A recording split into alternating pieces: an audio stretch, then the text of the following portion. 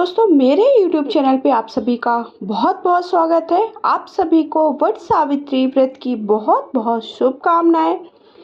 वट सावित्री व्रत जो कि ज्येष्ठ माह के कृष्ण पक्ष की अमावस्या तिथि को रखा जाता है, जिसे ज्येष्ठ वट अमावस्या भी कहा जाता है। इसी प्रकार कई जगहों पर यह व्रत पूर्णिमा के दिन रखा जाता है, इसलिए इसे ज्येष्ठ पूर्णिमा व्रत कहा जाता है। तो साल 2023 में वट सावित्री का व्रत कब रखा जाएगा, पूजा की विधि, पूजा से जुड़ी हुई संपूर्ण जानकारी और व्रत कथा इस वीडियो में बताने वाली हूँ।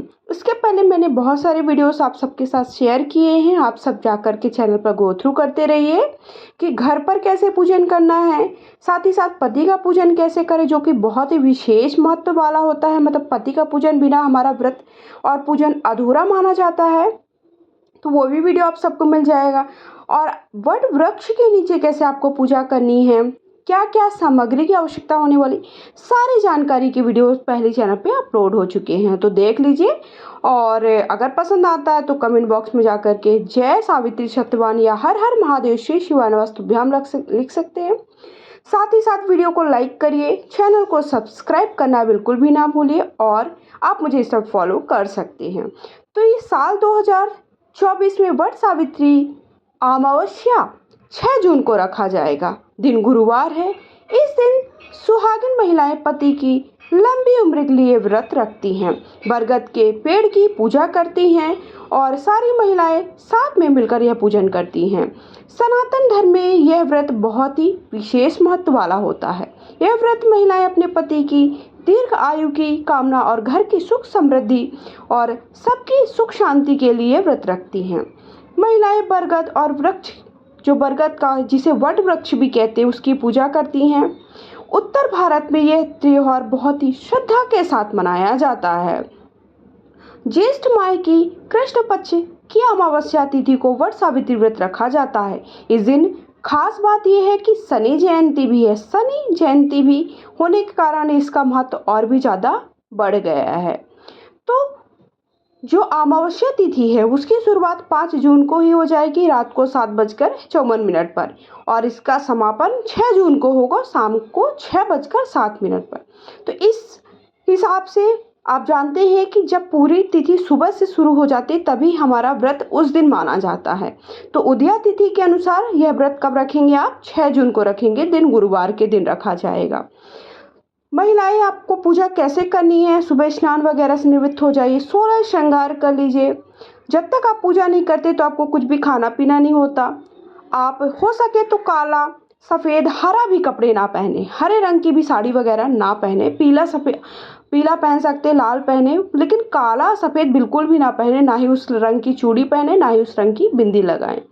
16 श्रृंगार करने के बाद बांस की टोकरी में पूजा का सारा सामान रखा जाता है। बांस का बहुत ही महत्व होता है, बांस का पूजन किया जाता है। इस दिन पहले घर पर पूजा करें। पूजा करने के बाद सूर्य देव को लाल फूल और तांबे के लोटे से अर्घ दें।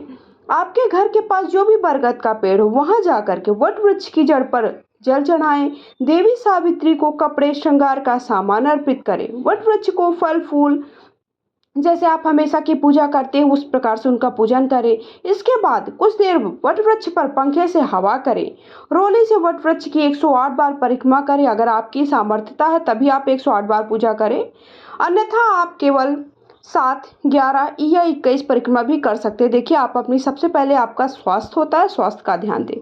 वट वृक्ष में माना जाता है कि ब्रह्मा, विष्णु, महेश तीनों देवों का वास होता है। लेकिन अगर आप वट वृक्ष के नीचे नहीं जा पाते किसी कारणवश, तो घर पर भी आप टहनी ला सकते, लेकिन आपको टहनी एक दिन पहले ही ला करके उसका पूजन करना है। पूजन देखिए एक ही जैसा होता है, जैसे आप घर पर पूजा करते हैं वैसे ही वट वृक्ष के नीचे पूजा की जाती है। वट वृक्ष के नीचे बहुत सारी महिलाएं साथ में पूजन करती हैं।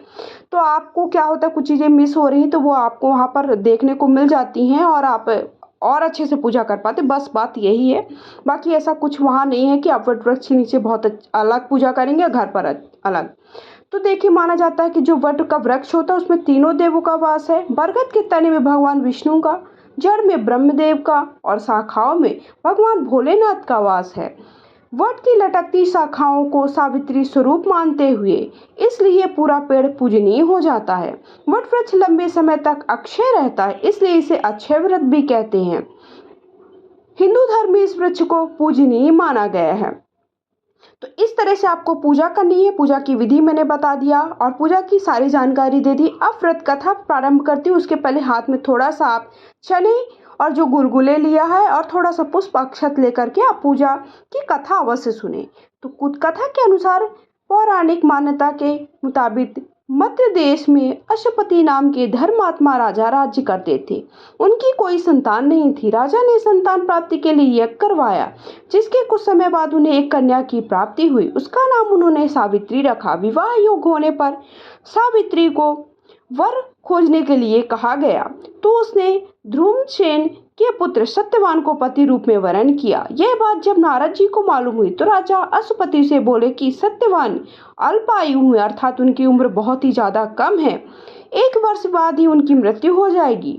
नारद जी की बात सुनकर उन्होंने पुत्री को समझाया, पर सावित्री सत्यवान को ही पति स्वरूप मान चुकी थी। वह अपनी बात पर अडिग रही। सावित्री के दृढ़ रखने पर आखिर राजा अश्वपति ने सावित्री और सत्यवान का विवाह कराया। सास ससुर पति की सेवा में लगी रही। नारद जी ने मृत्यु का जो दिन बताया, उस दिन सावित्री भी सत्यवान के साथ वन चली गई। वन में सत्यवान जेहू पेड़ पर चढ़ने लगे। उनके सिर पर असहनीय पीड़ा हुई और सावित्री की गोद में सिर रखकर लेट गए। थोड़ी देर बाद सावित्री ने देखा कि उनके अनेक दूत साथ में हाथ में पास लिए हुए यमराज खड़े हैं। यमराज सत्यवान के अंगु प्रमाण जीव को लेकर दक्षिण दिशा की ओर चल दिए। सावित्री को आते देख यमराज ने कहा, हे पति परायणे, जहां तक मनुष्य साथ दे सकता है तुमने अपने पति का साथ दे दिया है, अब तुम लौट जाओ। सावित्री ने कहा, जहां तक मेरे पति जाएंगे मैं भी वहीं तक जाऊंगी, यही सनातन सत्य है। यमराज ने सावित्री की धर्मपरायण वाणी सुनकर वर मांगने को कहा। सावित्री ने कहा, मेरे सास ससुर अंधे हैं, उन्हें नेत्र ज्योति दे। यमराज ने तथास्तु कहकर उसे लौट जाने को कहा, किंतु सावित्री उसी समय यम के पीछे चलती रही। यमराज ने उन्हें से पुनः वर मांगने को कहा। सावित्री ने वर मांगा, मेरे ससुर का खोया हुआ राज उन्हें वापस मिल जाए।